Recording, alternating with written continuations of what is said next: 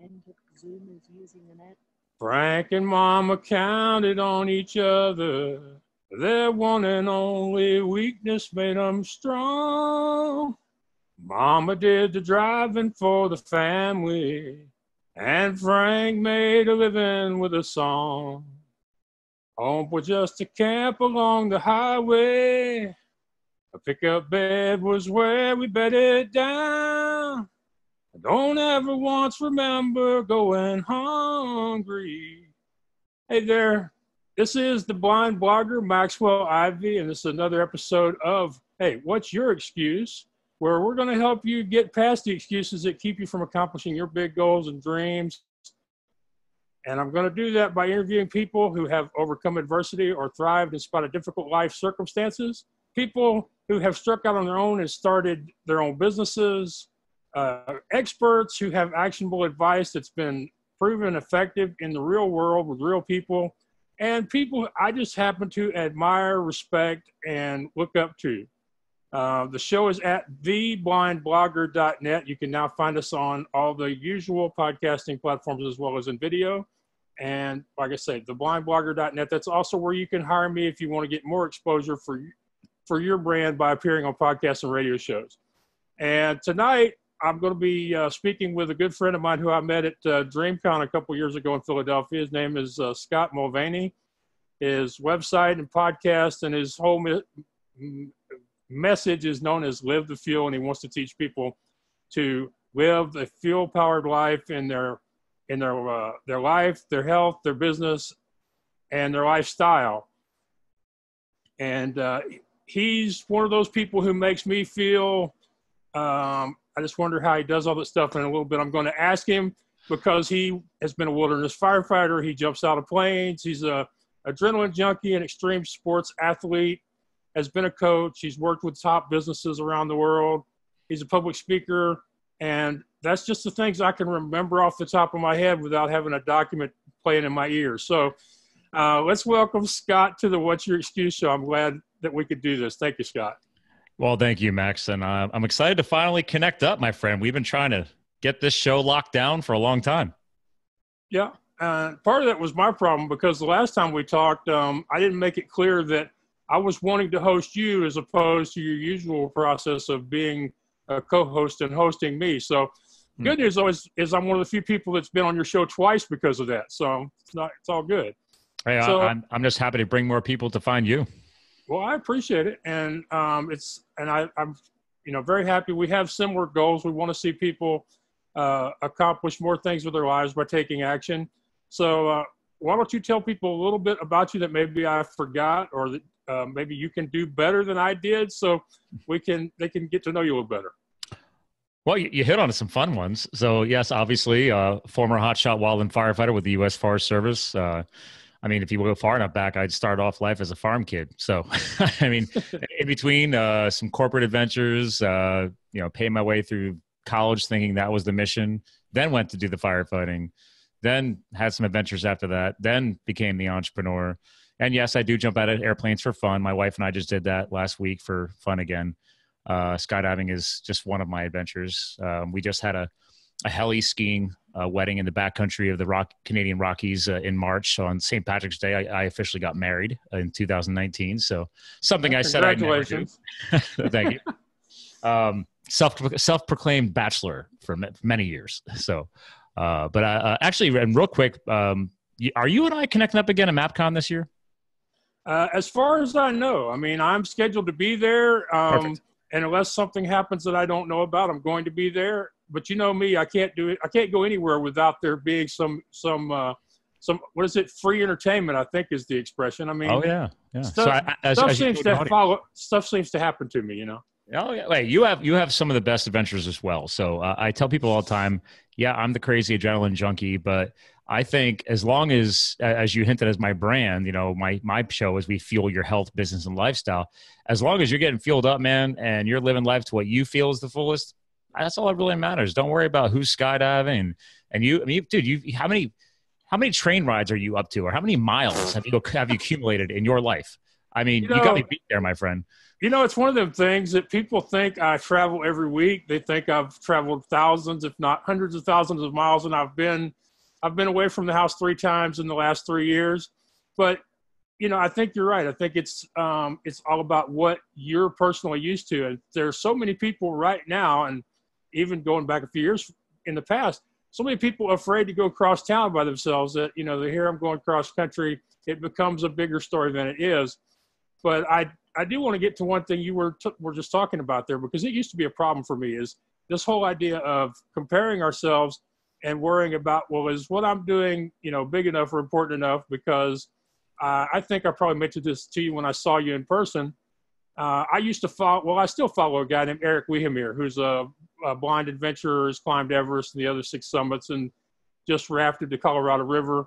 And for a long time, I used to think, why are people impressed with what I'm doing? I've just got a blog, and then I had a podcast, and, then I wrote a book, and I'm like, I don't know why people are impressed with what I'm doing. But I eventually found out that it is really true. We're all on our own paths. We've got our own standards of what an adventure is to each of us. And the really cool thing is there are more people who want to start a blog or a podcast than there are who want to jump out of planes and climb Everest. And I guess, as I said, is, what, if that's what strikes someone's fancy, then go for it. I think some people are probably more afraid to launch a podcast to just go for a beautiful outdoor hike. And then there's the vice versa on that. So like I said, man, what gets the blood pumping is what matters. All right. I think that's one of the secrets to life. Get that blood pumping, feel good about it, and don't worry what anybody else thinks. So. All right. So I want to ask, I've been working lately on coming up with one really good question, because I feel like I'm kind of a second half podcast host. So I've been thinking about you, and here's what I want to know is why do you do this crazy stuff, and how do you do it? I mean, try to explain this stuff to us, of, let's say, quote, normal people, quote. How do you do this stuff? It pops in my head and I just do it. I can't explain it. I mean, and it's funny. Something you can teach us. All right. I've been in the fitness world a while as well. So I've run marathons, half marathons. I just tried my first ultra marathon mountain biking race a few weeks ago because I collapsed my lung in January by accident. And so I decided to set that goal on my hospital bed and said, great, you know what? That wasn't a good idea. Real quick, let me pause that story. My good friend here on this show, Maxwell Ivy, called me out on Facebook by saying, that could have been a sign of you not listening to your body. And my initial response while I was sitting in the hospital bed and being on my iPhone was to respond by saying, I have a clue. I know what the hell I'm talking about. Don't worry about it, man. It was an accident. But then, I gave it like 24 hours and some painkillers later. And then you realize, wait a minute, Max got you, bro. Like, you know what? I had this collapsed lung for 3 weeks. I clearly was not listening to my body. So I made sure I followed up that comment back to your thread.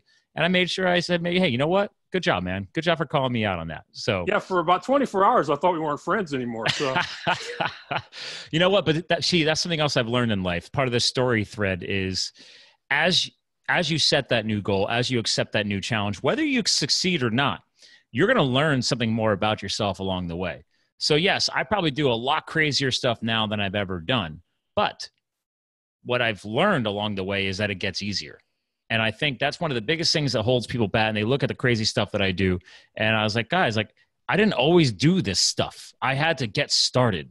It's just like podcasting, right? I didn't always be a podcaster. I'm now coming up on 3 years of podcasting. I didn't always want to be a podcaster. I just listened to enough podcasts where I was like, okay, these people sound like idiots. I think I can do a better job. So I'm going to start my own show.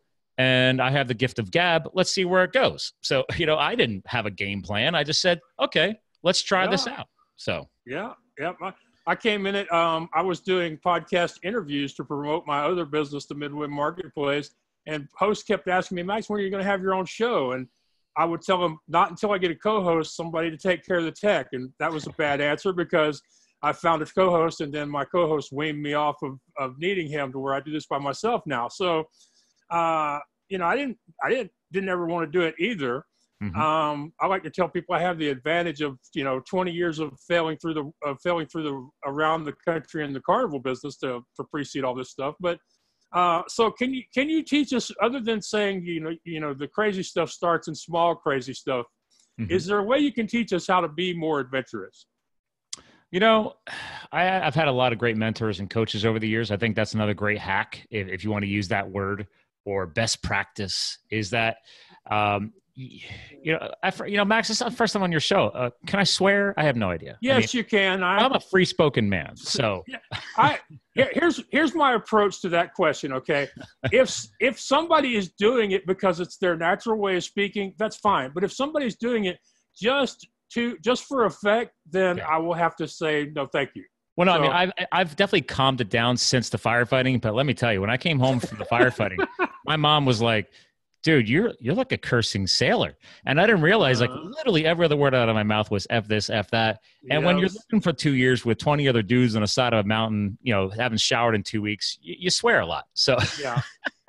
My younger brother spent much more time around the help than I did growing up. And when he got his first regular job working at Walmart, he had a real problem with it as well, being around people who weren't used to him. I agree. Swearing that much, Yeah. But that's part of this, right? He's like, so anyway, I was gonna say, like, I've had a few people. You gotta have people in your corner to call you on your shit.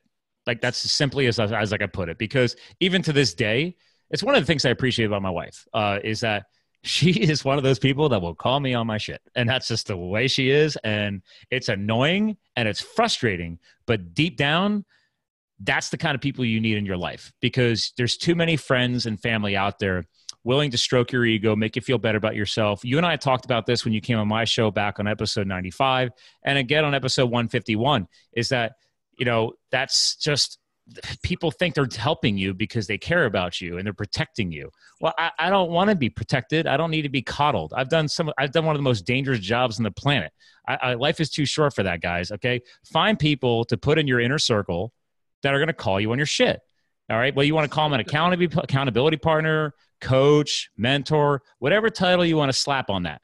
And then start finding other people who have done crazier things than you and surround yourself with them. This goes back to that age-old Jim Rohn quote, whether it's the product of the 5 people or the sum of the 5 people, whatever variation you want of that, you truly are the product of the 5 people you spend your most time with. And if you don't like it, keep updating that circle of influence throughout your life. And that's how the adventures get easier. Yeah, or if you're on the other side of that coin and everybody in your life is telling you you're horrible and it's never going to work, start finding you some people who will stroke your ego a little. Yeah, I was going to say, you might need to start like a whole clean slate on that one. Yeah, well, I really, I hate to make this about me, but, me personally, I wouldn't be here if there weren't some people I met along the way who said, Max, there's more in you than you think there is, and you need to go out and start doing something about it, so.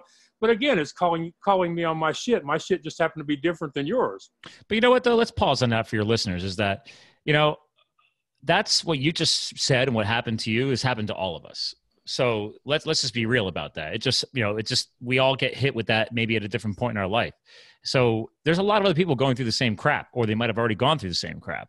And I think that's also something great to reflect back on that's helped me over the years too, is like, that's another little tip, is that don't forget about that amazing experience that you went through when you tried that one new hard thing or that one new risky thing.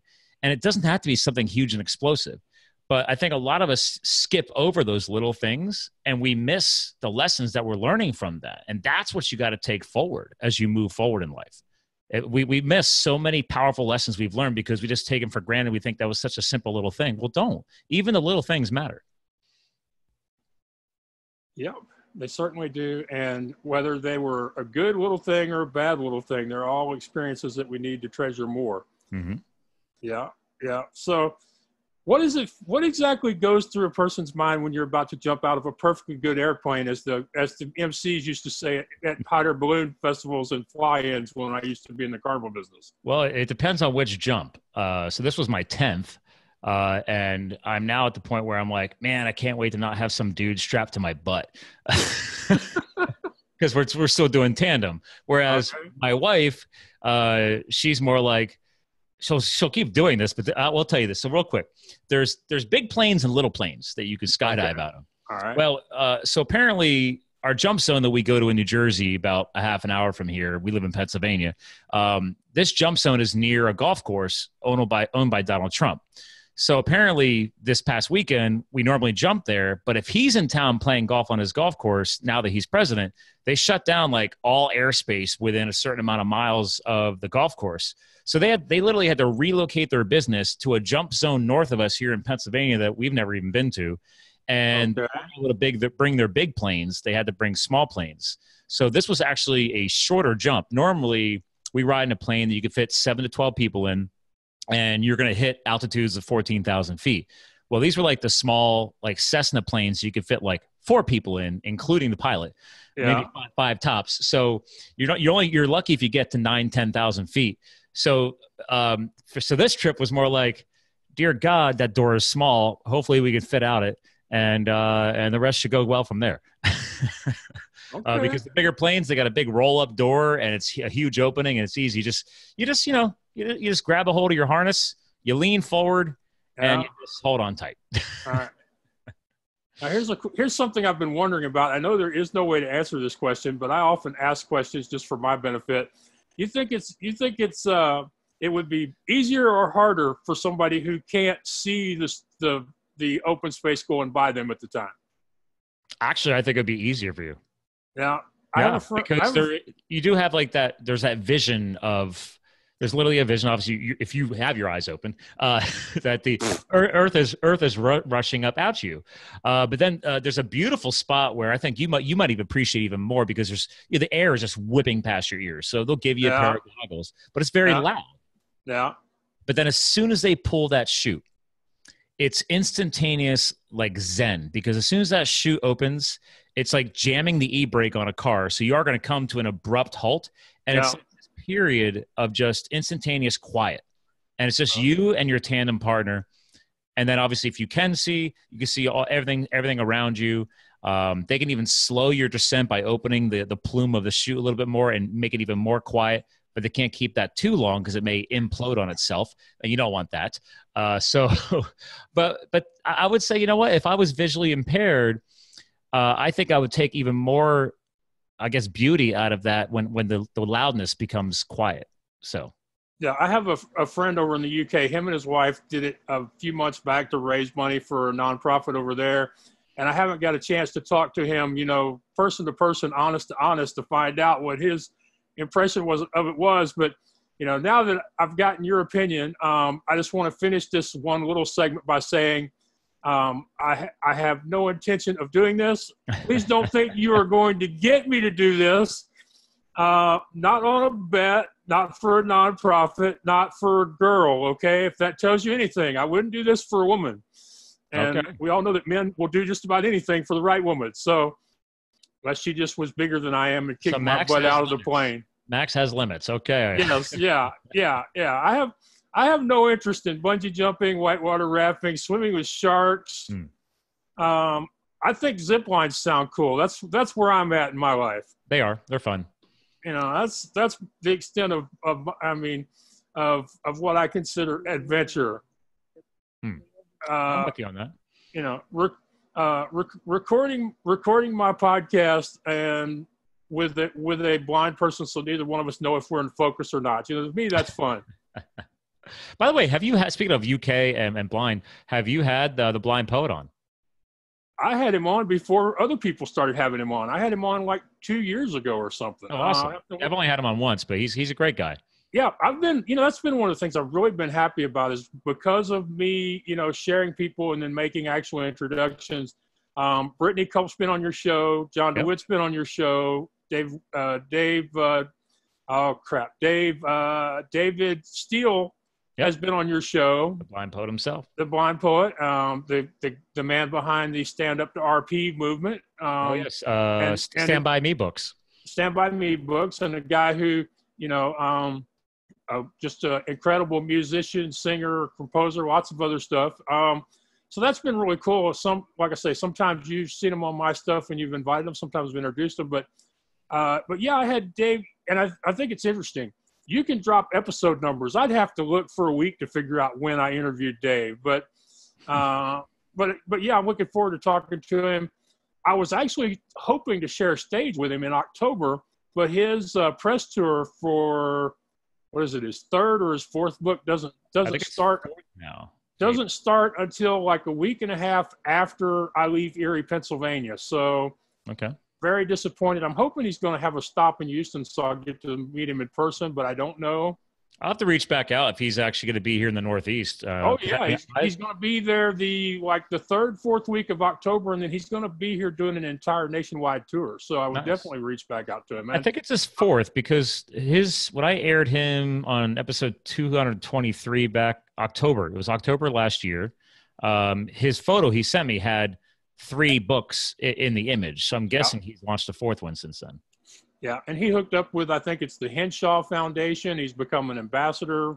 Yep. You know, lots of crazy, you know, and you know, that guy, for people who are listening to this and trying to follow the thread, that guy woke up one night, was severely depressed, wondered what he was going to do, and then he decided to just start writing some of his feelings down.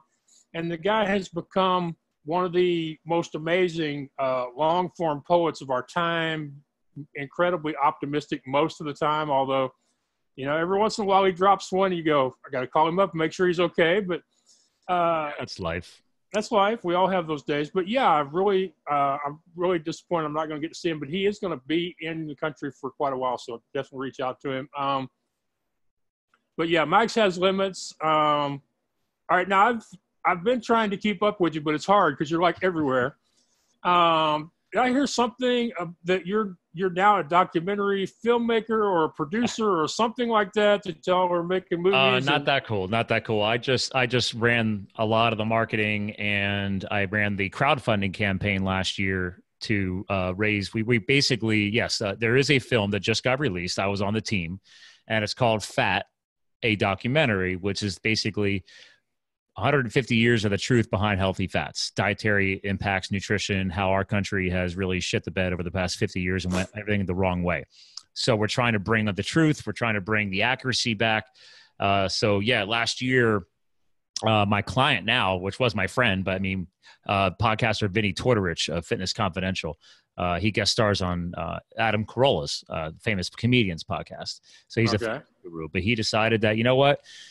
He wanted to increase his legacy. You know, he wanted to give back. He's, approaching 60, and he said, people need to understand it's as simple as healthy fats. So he contacted all the smart doctors he knew, all the researchers and everything. And then he said, all right, Scott, well, I need to fund this. How do we do it? And I said, well, I've been a part of a number of crowdfunding campaigns. There's, you can use Kickstarter nowadays. You can use Indiegogos. There's all kinds of ways. People use them for products. Some people use them to start businesses.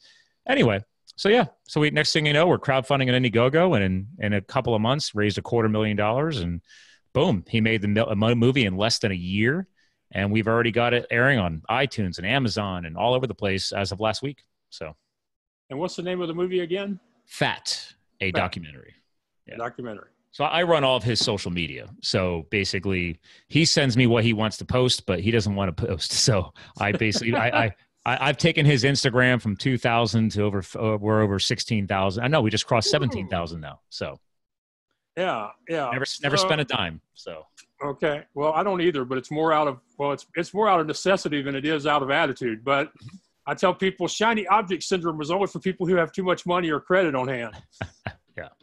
Well, the good thing is, I like what he cares about. He cares about leaving an impact, the mission. Really just trying to make sure people know the truth and understand health. And that was something that really impressed me. Right. Are you in the movie?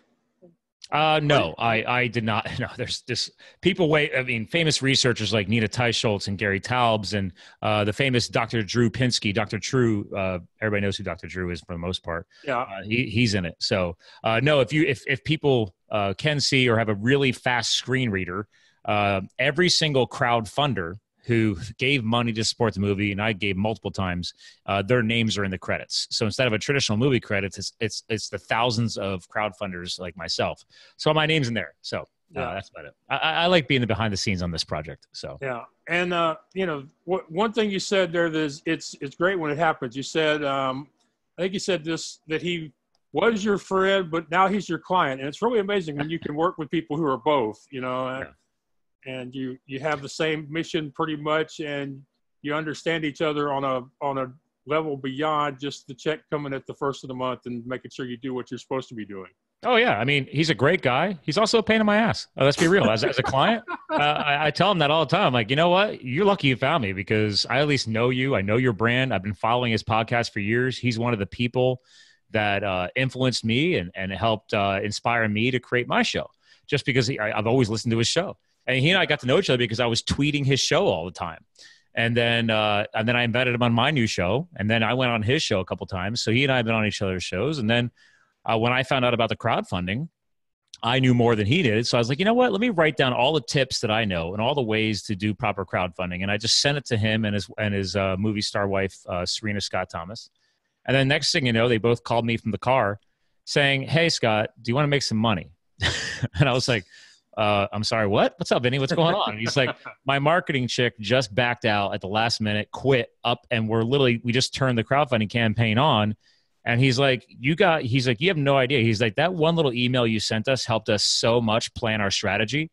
And he's like, you didn't ask for $1 from that. He's like, so do you understand this stuff? And I said, yeah, more than most. I was like, some of this I'll have to figure out along the way, but yeah, we can make this happen, man. And the rest was history. Yeah. It's sometimes you just got to say yes and go for it. Yeah. And sometimes you just have to provide those answers without knowing if you're going to get paid for them. Well, I think that's the true purity of it. Yes.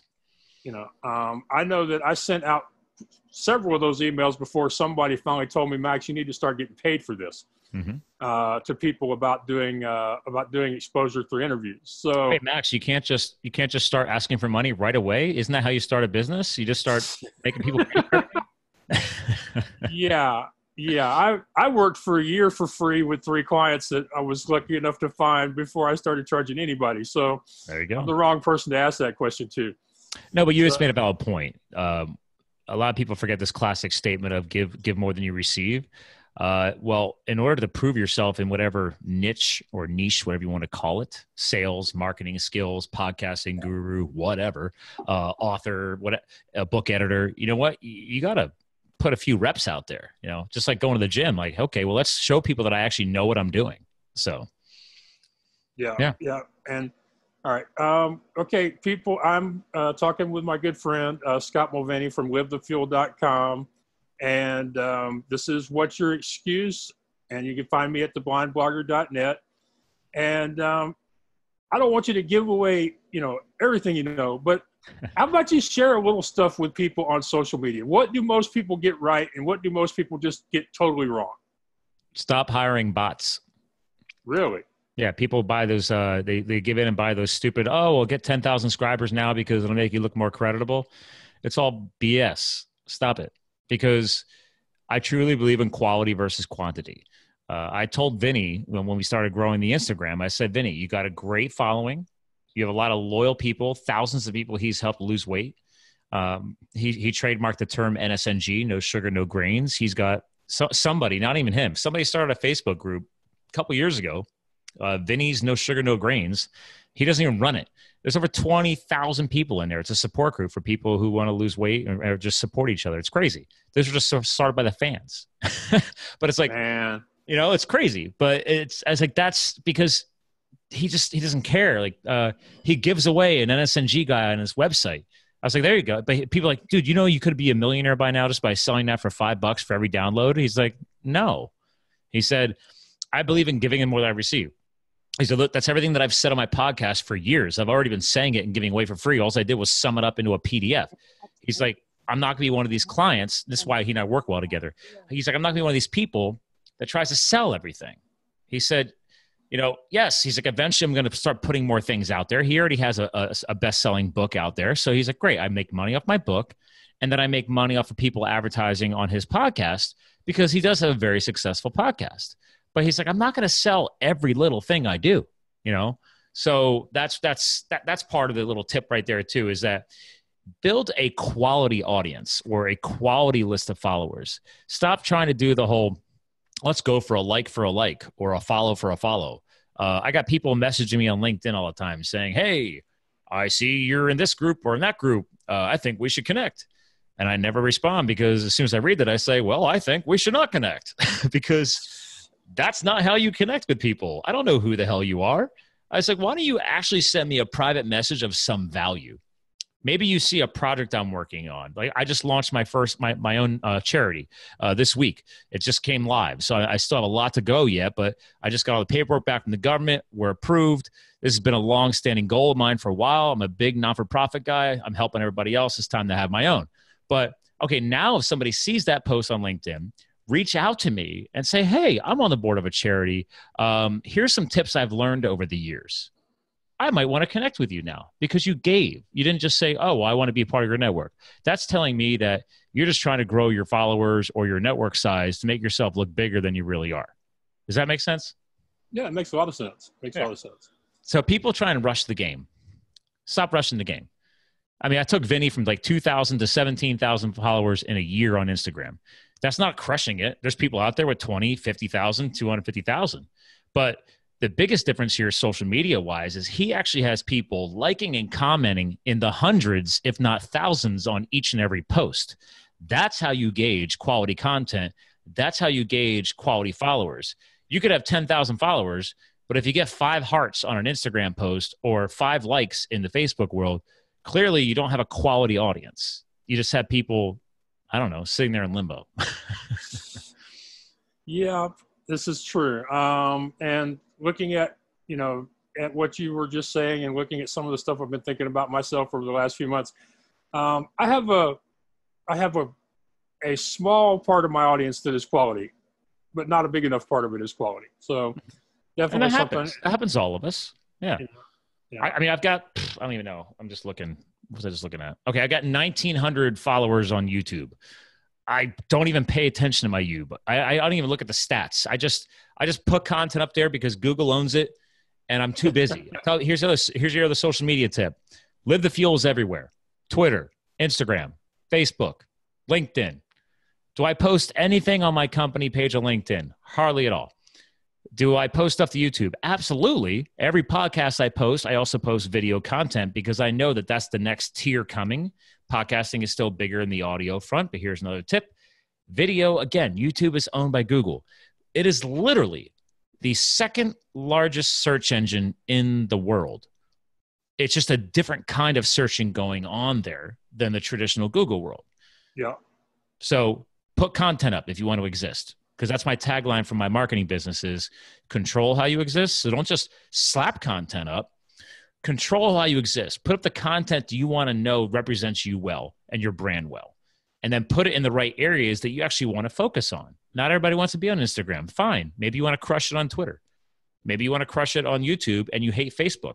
Pick one or two that you know you can kick ass on and ignore the rest. Yeah.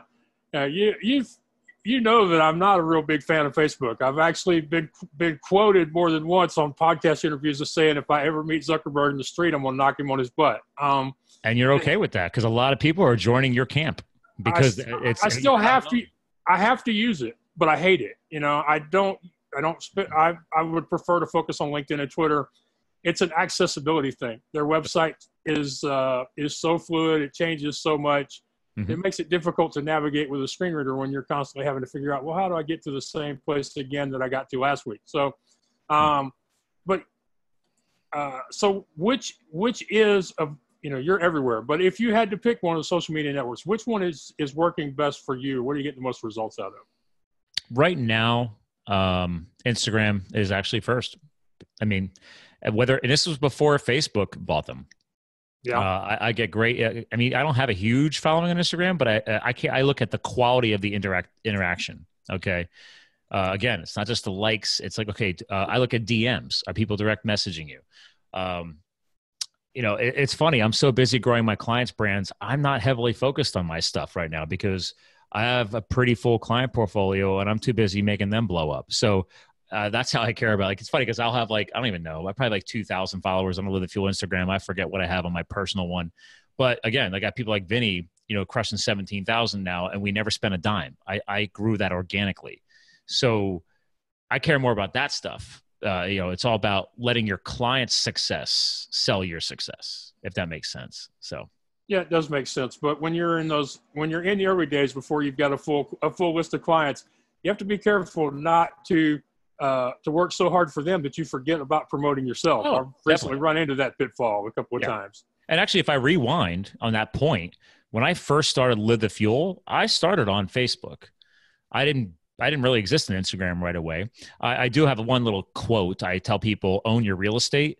So when you create a tagline or an at tag or whatever your brand is, I made sure that I locked down Live the Fuel on every platform. I went up and set up accounts on Twitter, Instagram, everything. I want to make sure nobody else could take that.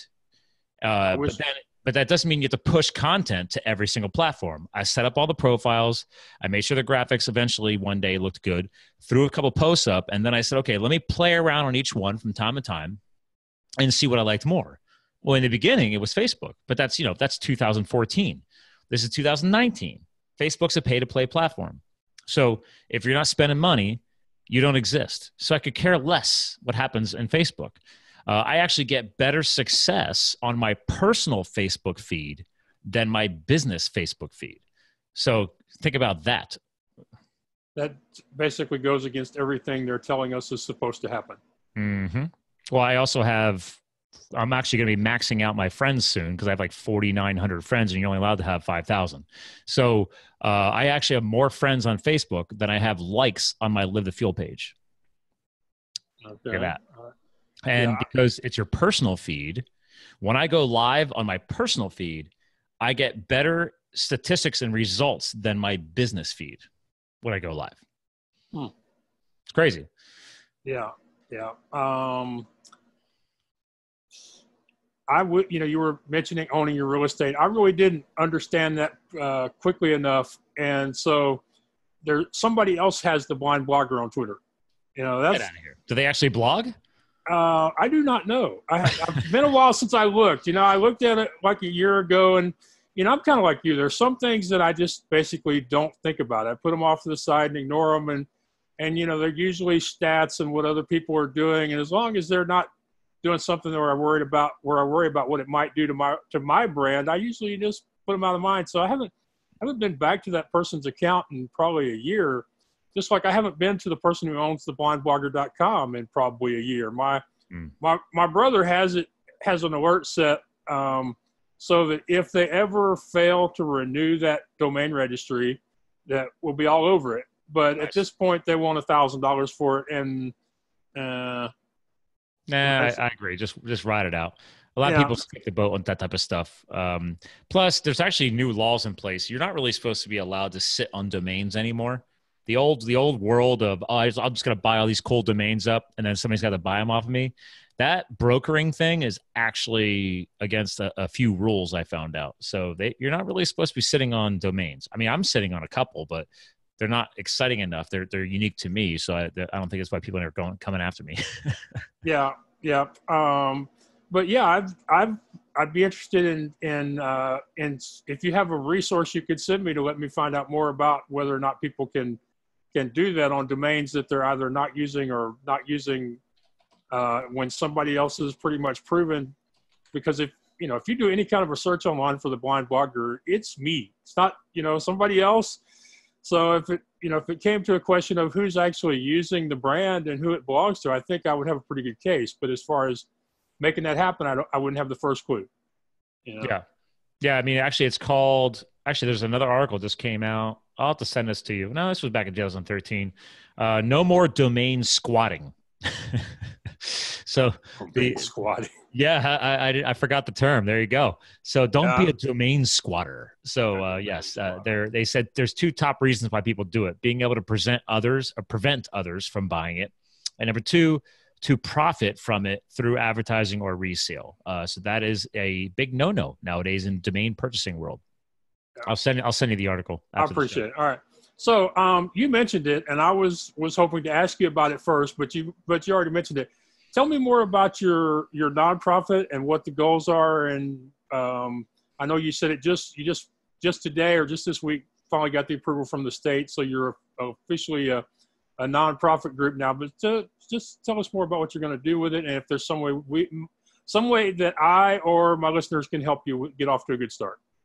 Well, yeah. So it's interesting. So like I said, I've always been a charity nutball. I mean, this goes back years ago. I would go ride a bike for 150 miles to raise money for MS, multiple sclerosis. I've done stuff for diabetes, anything involving fitness. If I could do it with charity, I did it. And then getting into the entrepreneurial space, I read a great book for entrepreneurs called Profit First by Michael Michalowicz. And I've been on his show. He's been on my show. Great guy. And he's a best-selling author too. And one of the things I learned from his program is that, hey, you can basically, as an entrepreneur, do the old grandmother envelope system, but do it with bank accounts where, set aside a percentage of your income for your taxes. That way, there's no chance you ever get screwed by the tax man at the end of the year. You always have your money set aside that you can't spend it. Put it in one account. Have an account for your profits. Like, people fail to pay themselves profits as an entrepreneur. Well, then I thought about, why don't I do a nonprofit account? Because I'm always donating to people's things throughout the year. But then next thing you know, you don't know how much you're donating. And why don't you set a budget around that? So, okay, now I have an account. So there's a percentage that goes in there. So I actually did this before I started the foundation. I basically said, okay, in the beginning it was, 2% of all gross income goes into I call it a for-purpose account. Okay. And I learned this from going to an amazing conference out west called Thrive, Make Money Matter. And I've been to that probably 4 years. I didn't go this year because it was double booked with another conference, but it's an amazing event teaching entrepreneurs how to make their money matter. And here's the best part. Think about it this way. If you hard code, let's say just 1% of your income into a for-purpose account. So as soon as gross income comes in, you take 1% off the top, stick it in that account. Now you could technically say, well, you're a for-purpose business. I make sure a percentage of all my income is set aside for charitable activities. So now you're a for-purpose business. And then think about it this way. If you've always wanted to give more, well, if you grow your business, then your for-purpose account grows with it because you hard-coded the percentage. Well, okay. It's just like, wait a minute. So you actually get to increase your ability to give by working harder and growing your business. So they both grow together. It's a great mental game, by the way. It makes you feel good. But then I said, well, you know what? Wait a minute. Why don't I just start my own nonprofit? And the only reason why this happened was earlier this year and late last year, a fellow mountain biking friend of mine came across me. He's like, dude, you're really good at this stuff, online stuff. And he goes, I met this amazing kid and he survived. There's a book about him called The Boy from Baby House 10, I think it's called. So in Russia, there's these homes that they send kids to that have deformities, or they might have been like, he had cerebral palsy. And over there, they just, send you away. And this kid, this book is crazy. This kid was tortured, burned, starved. Like they just treat you like less of a human being. So a woman here in Bethlehem, Pennsylvania, found out about him, basically rescued him from Russia, adopted him. And now he's in his 20s, going to Penn State University, making himself better. He's on the board of like 4 or 5 like local charities around here in our local area. I'm like, this kid, and once my friend told me about this kid, I'm like, dude, this kid sounds amazing. What do you want to do? And he said, well, you and I are huge biking nuts. I'm like, oh, obviously. And he said, well, I found out this kid's never been on a bike and he's in his mid to late 20s. And I said, well, he's got cerebral palsy. So what do we got to do? And he's like, I want to get him a hand bike. I'm like, oh, I never thought about that. Why not? He could sit on the bike and just, pedal with his hands. And I said, okay, what do you want to do? He's like, well, he's like, I don't want to piss my wife off.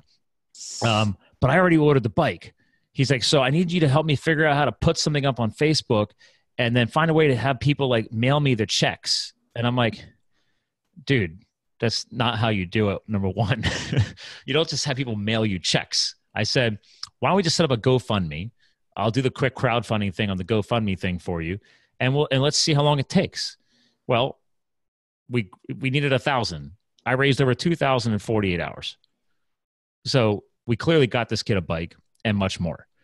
So then it inspired me because I had people, like well-to-do people in this area, I found out, like they reached out to me on Facebook and said, well, Scott, can we give more? And I said, well, sure, you can give whatever the hell you want, man. I mean, I'm a give and take kind of guy. Whatever you want to do, I'll buy the kid a helmet. I'll buy him clothing. We'll hook this kid up. And this one family said, well, actually, we have a cousin who lives with cerebral palsy, and it's the Christmas time. So I want to send you $1,000. Is there a 501c3 to tie it to? And I said, well, no. I was like, this is a grassroots thing. We're just doing it locally. Well, that's when the trigger just went off in my head. I said, all right, I need to find a way to provide a foundation. Here's the key word, foundation, people. I said, I love to fuel people's health, business, and lifestyle. My brand is Live the Fuel. My LLC is Fuel Enterprises. So I created Fuel Foundations.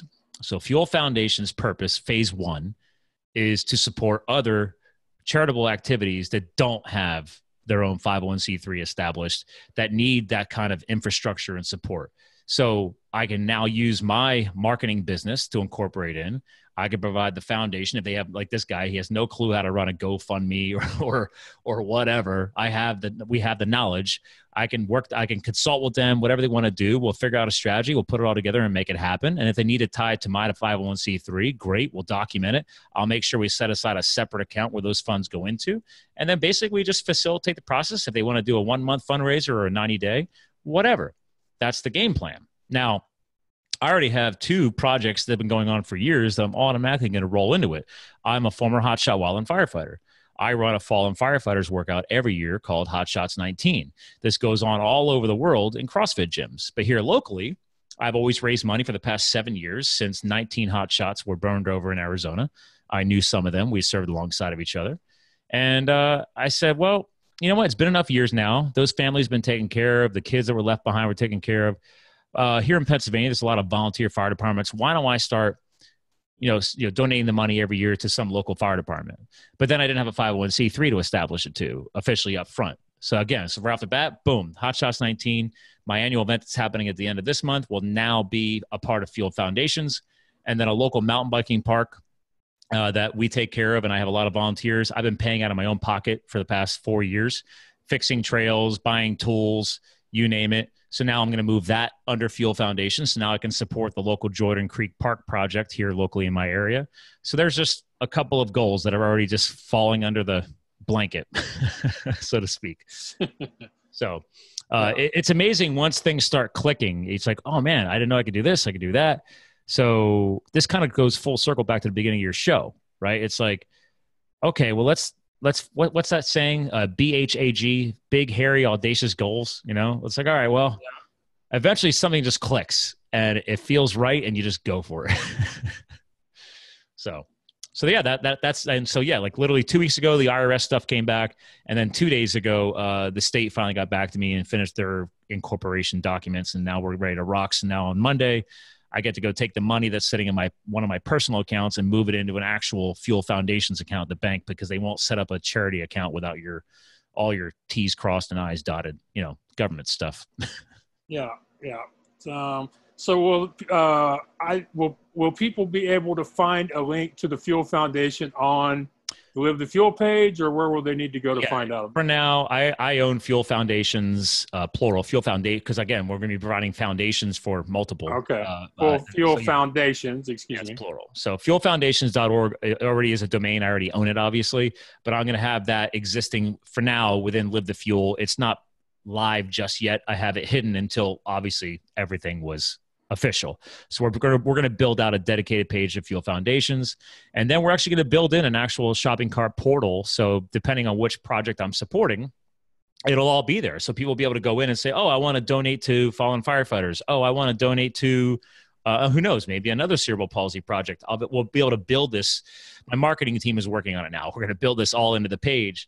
So man, that is crazy. That's basically, you're going to have like a shopping center or a mall of nonprofit fundraising activities going on, where people can see them all in one place, at least all the people you're supporting. That's the master plan. Yeah, man. And you know how it is. If you show people enough stuff, they will probably find something they like. Something there you go. I'm like, listen, pick the one that fuels your spirit. Yeah, exactly. I literally, I just thought of a tagline. I might have to put that on there. I'll put that in the shopping cart. Pick the one that fuels your spirit. I'm writing that down. Write that down, yeah. There you go. Max's show just inspired me. There you go. Well, I do my best. Half the time I'm trying to inspire myself. But, okay, so things are going good with the foundation. You're married. You're healthy again, thank goodness. Yes, thank you again for your support. Yeah. Well, I didn't do much other than call you a sissy. So, I mean, Dave, that means more than you realize. Yeah. I'm that messed up. I obviously didn't know what I was thinking at the time. So, but perfect. Actually, you were the only one who actually had the balls to call me out, and I needed that. Yeah. So. Well, that goes back to one of my favorite expressions that most people still don't get is, I tell people I'm not smart enough to be scared. So I wasn't smart enough to know what I was saying. It was just what I thought at the time. So, All right. So we talked about your, what you do, the foundation, the movie, a lot of things. Before Oh, and the book. and the Sorry. book. Well, wait a minute. Well, wait a minute. You got a book now, man? Yes. So you're one of my inspiring guys. You're already an author, so I decided to write a book. Well, tell me about the book. Well, the book is for fallen firefighters. It's already been written. I need to finish editing, and I'll admit that is the one project out of all the freaking projects. The Fuel Foundations happen faster. And here's the reason why. I'm actually going to be dedicating 100% of the proceeds once this book comes out. It's all getting funneled into Fuel Foundations. Okay. So, because anybody out there who knows anything about book writing, and I'll let you confirm this, knows that you will not become rich becoming an author. Sorry. I mean, the people that are repeat authors, maybe. But the money really comes later from the speaking engagements, marketing engagements, yada, yada, yada, is what I've been told by many people who know you who have been on the show. Okay. The truth is that the people who are making money strictly from their writing are doing it through repeat books, and generally they're doing it through small books. And the people that are making the real money are writing fiction, not nonfiction. And again, they're writing more books with fewer pages, and they're also writing with teams so that they can publish, instead of 3 or 4 books a year, they can publish 10 or 12 books a year. See James Patterson. Yeah, best example I can think of. But yeah, especially for a nonfiction author, it's about the public speaking, it's consulting, coaching. And let's be real. If I get that kind of boost, that actually is exactly part of my goal, right? Is that you have to think of yourself and your future. And now my wife, it's like, okay, the book has a purpose. It is a for-purpose project. But also, yes, in a benefit, great. I do love speaking. If this increases my public speaking engagements to tell the story of the lessons learned from serving as a hotshot, one of the most, literally, actually, at the time, I think it's still rated in the top 3 most dangerous jobs in the world, then great. That's part of my social cred. I only did it for 2 years. But the lessons I learned, the experiences from serving alongside of my fellow men and women who did that career, I wanted to document that. I wanted to share that and put that into a book. So actually that book is going to be called "So You Want to Be a Hotshot?" with a question mark, because that was an article that I read when I was considering becoming one while I was back in school on nights and weekends and working my corporate gig, because I don't know how to do one thing. And I stumbled across this little blog article on a federal firefighting website from a crew, and a guy, the superintendent wrote it. It said, "So you want to be a hotshot?" And he might have wrote it wanna, like WANNA, but I can't remember. Yeah. And I'm still back and forth whether or not I'll get your feedback in a second on that, whether or not to do the proper spelling or do wanna. But anyway, and then you read the rest of the blog, and it's a list of the job expectations and what you're probably going to be doing. And it was a list of the most god-awful, hellacious shit that they're probably going to run you through. And somebody actually quoted this. They called us the Navy SEALs of firefighting, which was very honorable. It was actually in a movie that came out last year about wild hotshots. It's actually the movie's called Only the Brave. Powerful movie. I've cried twice watching it because it's about the 19 hotshots who died that I made that I do the workout charity for. Yeah. So anyway, that's what the book. I want to dedicate it to fallen firefighters. I'm going to dedicate 100% of the proceeds. I'm not taking a dime. And now I just got to finish the editing and get this damn thing up because I'm self-publishing on Amazon. So, all right, I'm going to tell you the number one tip I give to all other authors, especially in the editing process. Okay, and you're going to laugh. You're going to laugh at this, and you're going to think, Max, this isn't much help. But trust me, it will make a big difference for you. It's worked for several other authors. Okay. Okay, I'm ready. Stop calling it a damn book. Stop. As soon as you stop calling it a damn or whatever other words you want to use for the book, it will come so much easier. I'm serious. It's really that simple. Well, it's really my own frustration with myself because I went ahead and I thought I was going to hack the book writing process because I claimed that I hate sitting down and writing. But I travel so much. So I said, oh, you know what? I'm going to get this cool app called Otter, OTTER, like the animal, .ai, right. Artificial intelligence. Yeah. So in my travels, I would just talk an entire chapter while driving my car. Yeah. And then it transcribed it. Well, the problem is when you take the transcription file it's not been built with proper paragraphs and structure or anything else.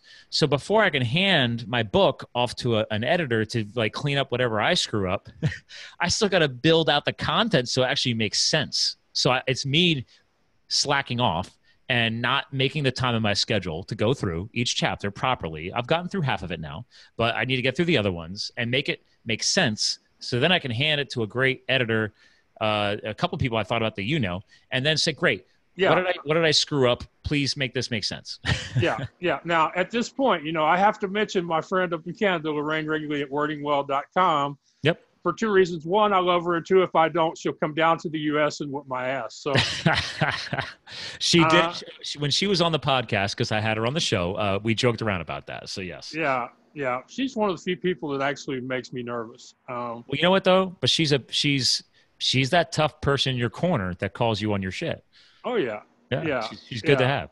Yeah, and she's been after me for several months now to know why my latest book isn't finished, and I don't have a good answer for her anymore. So you're a repeat author. Yes, I've done it 3 times, and the sad thing is I've got most of the book from the 2, let's call it the DreamCon year. I've got most of that book wrote.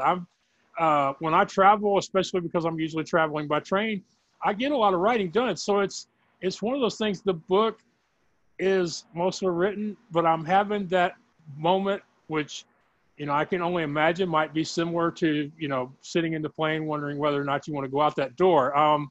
I've published 3 times, and authors, they always go, Max, it has to get easier. And I'm like, no, it doesn't get easier. You get better at dealing with it. But I just, I haven't sent it to my editor. And I don't have a good reason. I don't have even a bad excuse to use my catchphrase. But I'm going to do it. I think the way to do this is just going to be to put the files in an email about 3 o'clock in the morning when I'm not awake enough to tell myself no, and just press send. I think that's what I'm going to have to do. I like it. Yeah. Okay. So you talked about the book, which is going to be about some of your firefighting stories. We like stories on this show. Do you have one good story from those days you can share with us? What is there a style of story? Because there was many from that adventure. So no, we don't put rules on storytelling around here.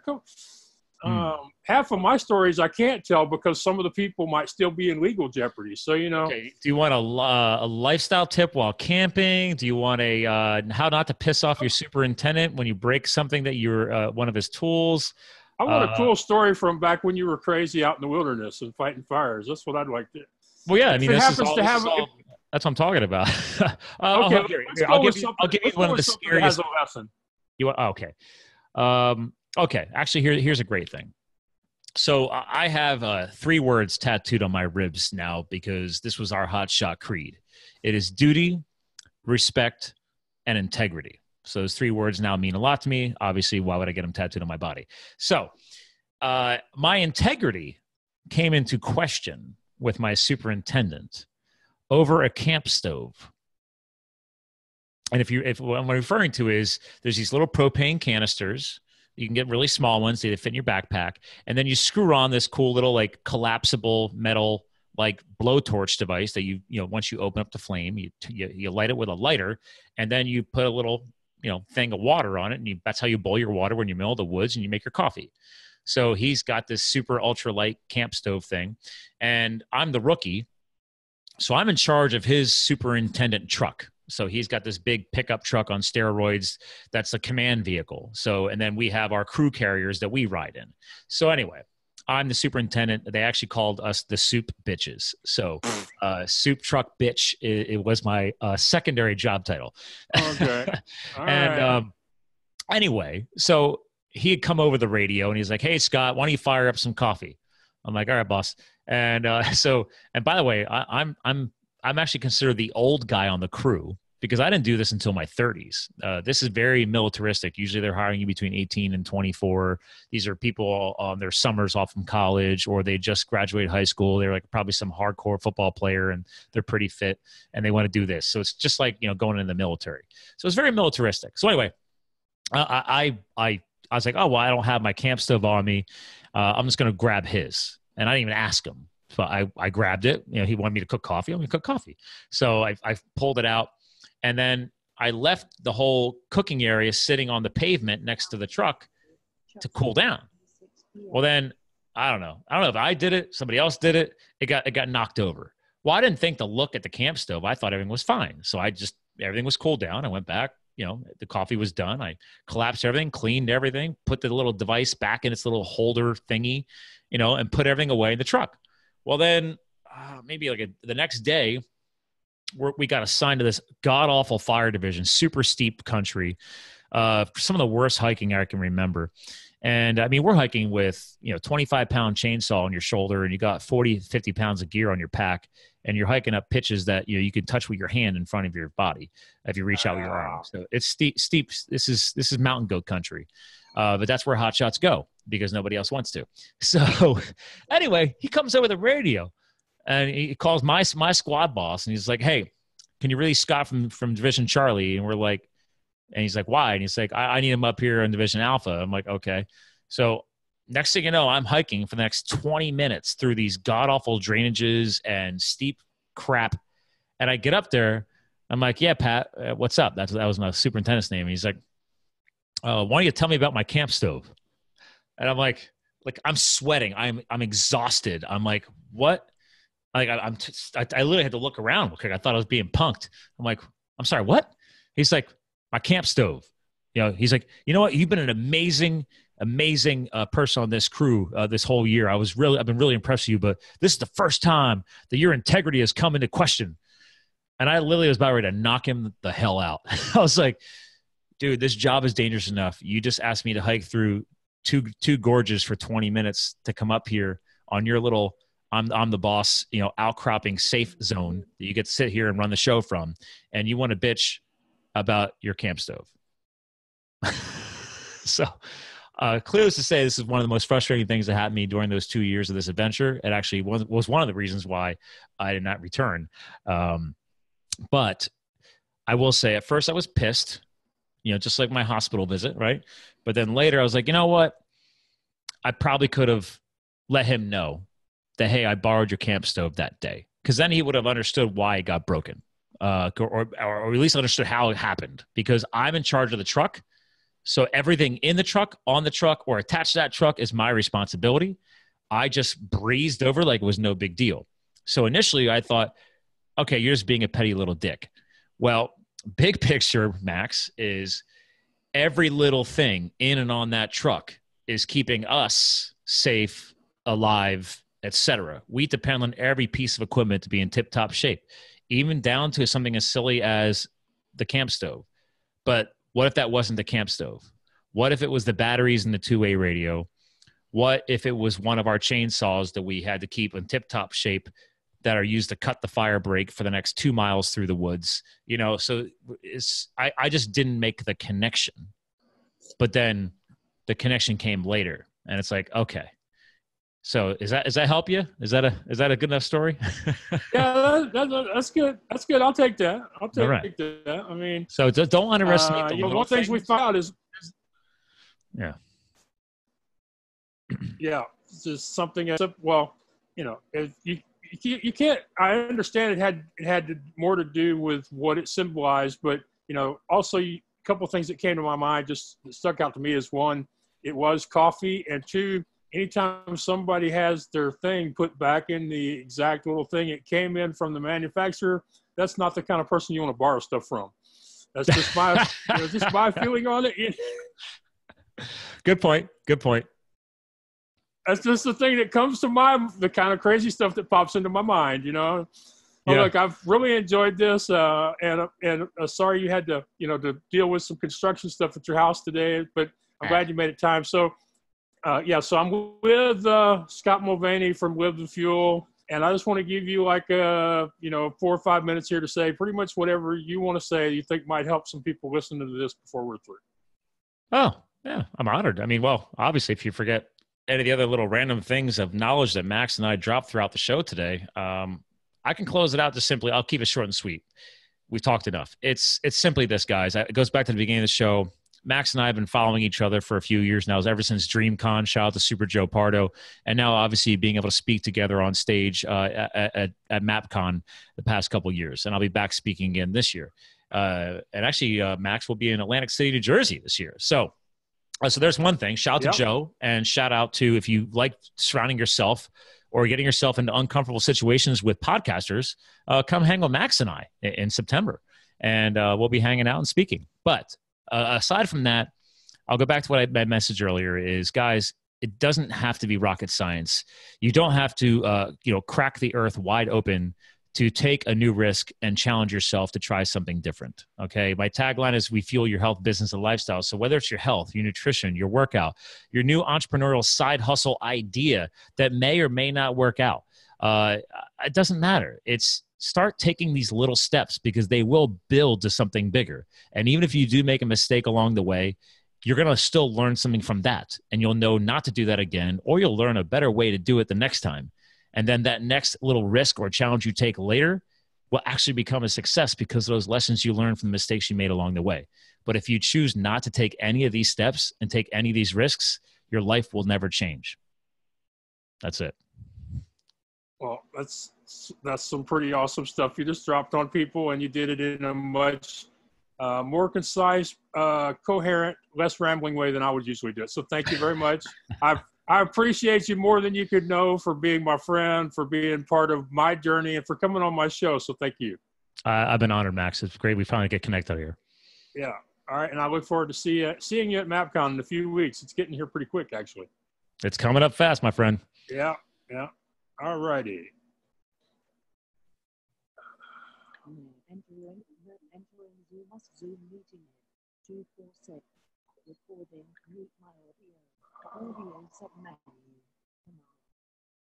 Entering selector window or epic Zoom meeting. 259. Entering Zoom. Stop video. Invite. Entering chat but closed. Invite button. Video submenu. Stop video button. Press stop video. Item choose a message. 2i pause button. Pause. Resume recording. Okay, ladies and gentlemen, I want to thank you for being here for another episode of What's Your Excuse on theblindblogger.net, now available on all the major podcast platforms. And if you're an Apple Podcast subscriber, please leave a rating and review. And I'd love to get some more of those 5-star ratings, and also hear more about what you like about the show. And since it's still early days of my being back on Apple after 3 years of absence, if you drop a review and you mention your name or your brand name in the review, let me know about it, and I'll be sure to give you a shout out on my social media feeds. And so theblindblogger.net, I'm Max Ivy. As far as tonight's show, I'm really excited to finally get Scott on here. I loved how he was able to answer so many of my questions, and hopefully many of them were yours as well. Loved what he had to say about not trying to force things and enjoying the small experiences, whether they be good or bad at the time, because they all teach us something. I love how he really has his whole identity down. I sometimes ramble and struggle a little bit with telling people who I am and what I do as part of the podcast or the blog or the website or in emails. It's a process, and you don't start off having a polished elevator pitch, or where you naturally think to say your tagline or your description in the proper order or with the exact same words every time. So really love that he has a handle on who he is and what that means as far as his brand goes. And he's so eloquent at sharing his stories, explaining how he does things, encouraging you to take action in your health, life, and business. So I'm very happy that he was on here. And of course, you can find him at livethefuel.com. I'm looking forward to meeting him again in a few weeks in Atlantic City at MapCon. All right, so thank you for watching, for listening, for helping support me by encouraging me and having your friends check me out as well. So thank you for that. I couldn't do this without y'all. I also want to say a special thanks to Madeline Black, who was the one who convinced me, Max, it doesn't matter what the rest of them are saying. When you sing on your podcast, we love it. It's unique, so keep doing it. So thank you, Madeline. And so until next time, thank you and take care out there. This is the blind blogger Maxwell Ivy, and this has been What's Your Excuse?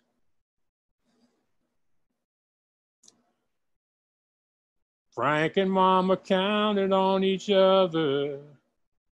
Their one and only weakness made them strong. Mama did the driving for the family, and Frank made a living with a song.